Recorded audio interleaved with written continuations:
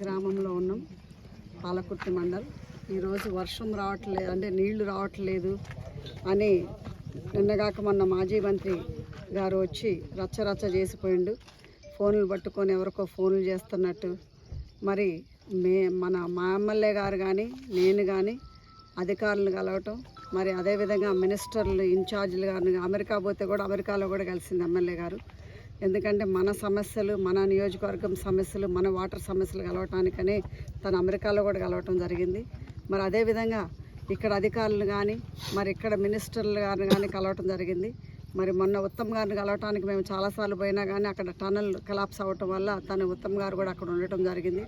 మరి అదేవిధంగా ఇక్కడ మన లోకల్లో నాయకులను కానీ లోకల్ అధికారులను కానీ కలిసి తను అమెరికాలో ఉన్నా కానీ మన ఎమ్మెల్యే గారు ఇప్పుడు నైట్ అనక అక్కడ నైట్ అయితే ఇక్కడ పగలు, ఇక్కడ పగలైతే అక్కడ నైట్ అయినా కానీ తను మేల్కుతోటి ఉండి ఇక్కడ రైతుల సమస్య, నీళ్ల సమస్య అనేది పొద్దస్తమానం ఫోన్ చేస్తూనే ఉంది.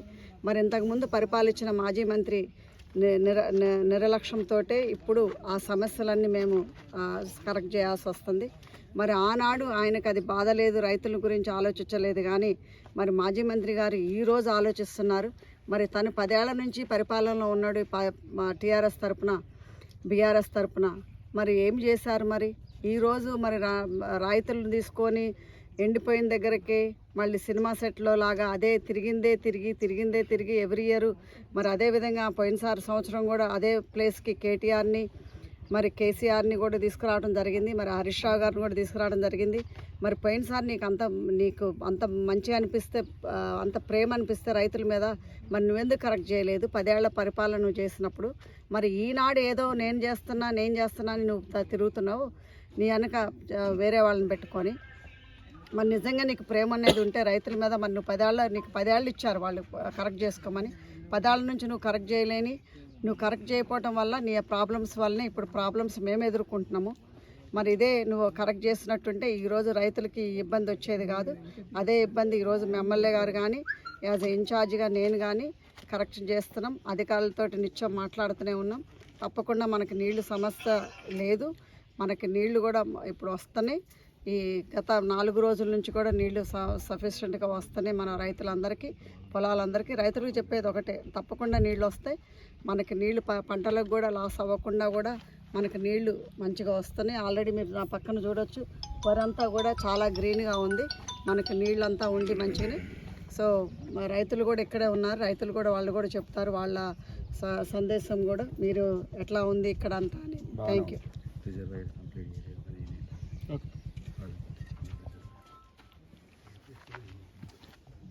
మంత్రి ఎర్రబెల్లి దయాకర్ రావు కొంతమంది రైతులను వెంటేసుకొని మా నియోజకవర్గ ఎమ్మెల్యే గారిని కానీ వీరిని బదనాం చేయాలనే ఉద్దేశంతో పంటలు ఎండిపోతున్నాయని చెప్పేసి రకరకాల ప్రయోగాలు చేస్తున్నాడు.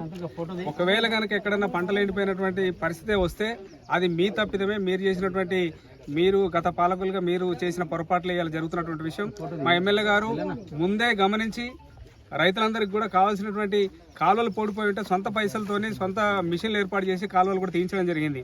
అంటే ఇంత సీజన్ ముందే గుర్తించి చేసినా కూడా ఇవాళ కొంత ఏరియాకు వాటర్ రావాల్సి ఉంది.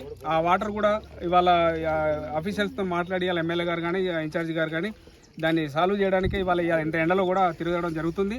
దీనికి సంబంధించినటువంటి ఏ విషయమైనా కూడా ఇలా రైతులకు ఏమాత్రం నష్టం జరిగిందంటే అది మీ వల్లనే. నష్టం ఏమాత్రం ఎక్కడ ఒక మడి ఎండిపోయినా కూడా అది మీకే వర్తిస్తుంది. ఇలా ఏదో కపట ప్రేమ నక్క జీతులు మాట్లాడుకుంటూ మీరు తిరుగుతూ ఎమ్మెల్యే గారిని బదనం చేయాలనుకుంటే మీరు ఇలా మా రైతుల సంతృప్తి చూశారు. ఇలా ఇప్పటి నుంచి కాదు, ఎమ్మెల్యే గారు కనుక సొంత పైసలు పెట్టి కాలువలు కనుక చేయించకపోయి ఉంటే ఇవాళ ఈ రైతులు ఇంత సంతోషంగా ఉండేటోళ్ళు కూడా కాదు. అంటే అంత ప్రతినిత్యం ఎమ్మెల్యే గారు సీజన్ దృష్టిలో పెట్టుకుని ప్రతినిత్యం అఫీషియల్స్తో మాట్లాడుతూ ఇలా పక్క నియోజకవర్గ ఎమ్మెల్యే గారు మన కడియం శ్రీహరి గారితో కూడా సమన్వయం చేసుకుంటూ అఫీషియల్స్ అందరికీ కూడా కావాల్సినటువంటి సూచనలు చేసుకుంటూ మనకు నీళ్లు తీసుకురావడం జరుగుతుంది. ఇదంతా కూడా మీరు అందరు కూడా దృష్టి పెట్టి చూస్తే ఇలా రైతుల సంతృప్తినే మనం గమనించవచ్చు. ఉంటుంటుంది అక్కడక్కడ వాళ్ళు చూసుకోవడానికి, వాళ్ళు చేసుకోవడానికి. గత సంవత్సరం కూడా మొత్తం పంటలు ఎండిపోయినాయి, బోర్లన్నీ వేసానని చెప్పేసి ఒక ఏరియాని దృష్టిలో పెట్టుకొని కేసీఆర్ను కూడా తీసుకొచ్చి తిప్పుకొని ఇలా అట్టర్లీ ఫ్లాప్ అయినటువంటి పరిస్థితి చూసినాం. ఆ సందర్భాన్ని ఇవాళ మళ్ళీ అంటే ఒకే విషయాన్ని మళ్ళీ చెప్పుకుంటూ తిరగడానికి మరి ఆ దయాకర్రావు గారికి, అంత సీనియర్ నాయకుడికి కొంచెమన్నా కూడా సిగ్గనిపియాల. ఎందుకంటే ఈ విషయాన్ని ఇంత పకడ్బందీగా ఇంత అఫీషియల్స్ని ఎంబడి పెట్టుకొని తిరిగి రైతులకు కావాల్సినటువంటి సదుపాయాలన్నీ కూడా చూస్తుంటే మీరు లేదు పోదు నేనేదో చేస్తున్నా అని చెప్పుకోవడానికి మీరు ప్రయత్నం చేస్తున్నారు. ఏమైనా కూడా ఇలా ఎమ్మెల్యే గారిని కానీ ఇక్కడ ఉన్నటువంటి పాలకులను కానీ బదనాం చేయడానికి మీరు ప్రయత్నం చేస్తున్నారు. మీరు ఎన్ని చేసినా రైతుల సంతృప్తి చూస్తే దాని కింద కొట్టుకుపోద్దని చెప్పేసి చెప్తున్నాం.